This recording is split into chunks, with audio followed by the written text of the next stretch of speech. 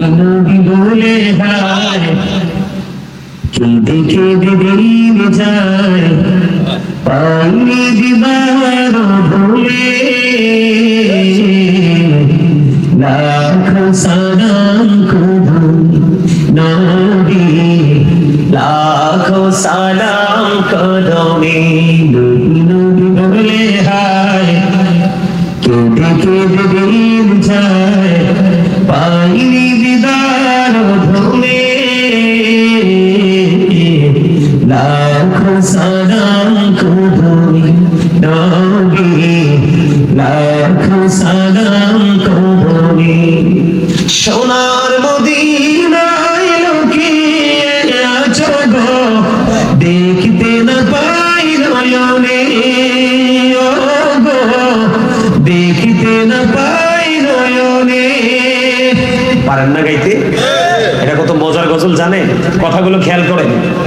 নবী নবী বলে হায় কেঁদে কেঁদে দিন যায় পাইনি দিদার ভুলে লাখ সালাম কদমে নবী লাখ সালাম কদমে সোনার মদিনায় লুকিয়ে আছো গো দেখতে না পাই নয়নে ও গো দেখতে না পাই নয়নে দয়ারি নজরে যাও গুনাহের দেখা দাও দয়ারি নজরে যাও গুনাহের দেখা দাও ধন্য করো জুলুমে লাখ সালাম কদমে নবী লাখ সালাম কদমে বলে নবী নবী বলে হায় কেঁদে কেঁদে দিন যায় পাইনি দিদার ধুলে লাখ সালাম কদমে নবী লাখ সালাম কদমে। মারহাবা বলেন, মারহাবা আনন্দ বলেন না। পাইলে দিরানাই গো নবী পাইলে দিরানা পাইলে দিরানাই গো নবী পাইলে দিরানাই দুই কদমে চুমো খাবো দুই কদমে চুমো খাবো চরণে ধুলি মাখবো গায়ে পাইলে দিরানাই গো সবাই পাইলে নিরালা পাইলে দিরানাই গো নবী পাইলে নিরালা পাইলে দিরানাই গো নবী পাইলে দিরানাই। আমার নবী কত দূরে লোহিত সাগরের তীরে আইরে মদিনারি সোনার গড় আছেন তিনি সর্বদাই পাইলে নিরালাই গো নবী পাইলে নিরালা। নবীজির শান গাইলে কি লস আছে? লস আছে?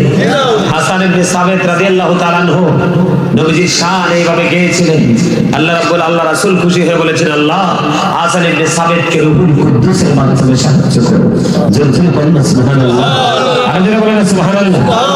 মন যদি নবীকে দিও আহা প্রাণ যদি দিতে হয় নবীকে দিও তোমার কষ্ট যত না যিনি সইতে পারে না তোমার কষ্ট যত না যিনি সইতে পারে না সেই নবীকে ভালোবেসে সেই নবীকে ভালোবেসে মিলাদ পড়িয়া মন যদি দিতে হয় নবীকে দিও আহা প্রাণ যদি দিতে হয় নবীকে দিও সাকারাতের বিছানাতে কিছু যন্ত্রণা সাত সমুদ্রের পানি দিলে তৃষ্ণা মিটবে না আহা সাকারাতের বিছানাতে কিছু যন্ত্রণা সাত সমুদ্রের পানি দিলে তৃষ্ণা মিটবে না ওই কঠিন বিপদের দিনে ওই কঠিন বিপদের দিনে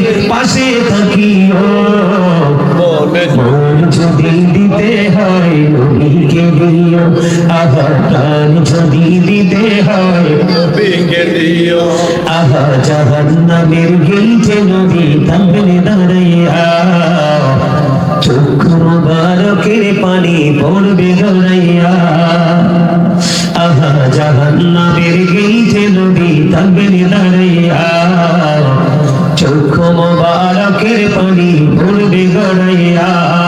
সেই নবীকে ভালোবেসে, সেই নবীকে ভালোবেসে দরুদ পড়িয়া, তবে যদি দিতে হয় সবাই নবীকে দিও আহা প্রাণ যদি দিতে হয় নবীকে দিও তোমার কষ্ট যত না যিনি সইতে পারে না, তোমার কষ্ট যত না যিনি সইতে পারে না, প্রাণের চেয়ে অধিক বেশি ভালোবাসি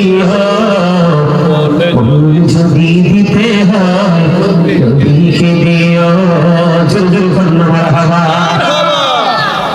সম্মানিত উপস্থিতি, আপনারা চাইলে পরে আরো গাইব গজল, আমার সিনাই গজলের অভাব নেই। আলহামদুলিল্লাহ বলেন। আলহামদুলিল্লাহ আলহামদুলিল্লাহ আমি কিন্তু যে আয়াতটা তেলাওয়াত করেছি, ওয়াজের যে শিরোনাম হেডলাইন দিয়েছি সেটা নিয়ে কিন্তু ওয়াজ এখনো শুরুই করি নাই। আজকে আমি আলোচনা করব, খেয়াল করেছি, নারী এবং পুরুষের পর্দা নিয়ে। শুনবেন নি একটু? না চলে যাবেন? চলে যাবেন? যদি চলে না যান তাহলে আমরা যেহেতু রাতের বেলা প্রোগ্রামে বসছি, তাহলে রাতে কি কয় খাবার? ডিনার। রাতে আমরা কি করব? করতে চাই কি চাই না? ওমা এই মিয়া কথা বলো না কেন? ডিনার করো না রাতে? হ্যাঁ করো না? করো। কখনো মাছ, কখনো গোস্ত, কখনো শুটকি, কখনো আলু ভর্তা, আছে না? কথা বলে না। এই বোকা ছেলে কথা শোনো, এদিকে তাকাও। দেহের কি আছে? খাবার। দেহের খাবার আছে না? কত রকমের খাবার আমরা খাই, খাই কি খাই না? কথা বলে না, খাই কি খাই না? দেহের যেমন কত রকমের খাবার আছে, রুহেরও কত রকমের খাবার আছে। এর মধ্যে একটা খাবার যেটা আল্লাহ রাসূল জান্নাতি খাবার বলেছেন। আপনারা যদিও এখানে উপস্থিতি কম, কিন্তু আপনারা যারা উপস্থিত হয়েছেন আপনারা কিন্তু সলিড। মহিলারা ধান জারে যে দেখেন না কুলাই করে, কথা কয় না, একেবারে পাতলা যেটা, এটা কিন্তু ফার্স্ট টাইমে উড়ে যায়, কথা বল না কেন? এরপরে আরেকটা বাড়ি দিলে সেকেন্ড টাইম কিন্তু যেটা একটু হালকা এটা চলে যায়, এরপরে যখন বাড়ি দিতেই থাকে তারপরে কিন্তু একটাও আর চিটা থাকে। আমার কাছে মনে হয় যে আপনাদের এরকম অবস্থা হয়েছে আজকে। কি এই জায়গাটাকে মনে রাখবেন, মসজিদ মাদ্রাসায় পবিত্র কাজকে দিন দিন মানুষ দূরে চলে যাবে, আর এটাই হলো কিয়ামতের আলামত। আর এই প্রতিকূলতার মধ্যে যে ব্যক্তি ভালো কাজগুলোর দিকে নিজেকে যুক্ত রাখবে, তারাই হলো এই যুগের শ্রেষ্ঠ বেশি যোদ্ধা। কারণ এখন আর লাঠি সোটা দিয়ে যুদ্ধ হবে না, এখন যুদ্ধ হবে আত্মার যুদ্ধ। একজনের আত্মা দোকান পছন্দ করে, আর আপনাদের আত্মা জান্নাতের বাগান পছন্দ করে। সুবহানাল্লাহ বলেন। আপনারা জান্নাতি, কোরআন হাদিস থেকে প্রমাণিত। আমি ওই জগতে ঢোকার আগে আমি একটু জিকির করবো, শুনবেন? এটা হলো জান্নাতি খাবার, হাদিস শরীফের মধ্যে আসছে, করবেন?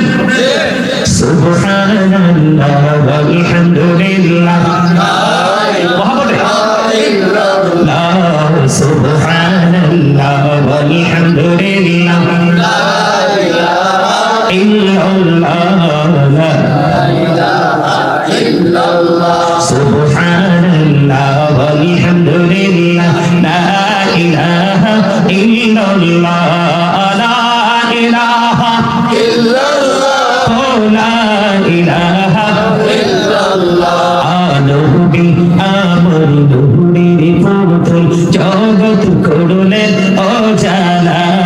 নবী আমার নূরের পুতুল, জগৎ করলেন অজানা। রোজ হাসরে করবেন তিনি উম্মতের ফায়সালা।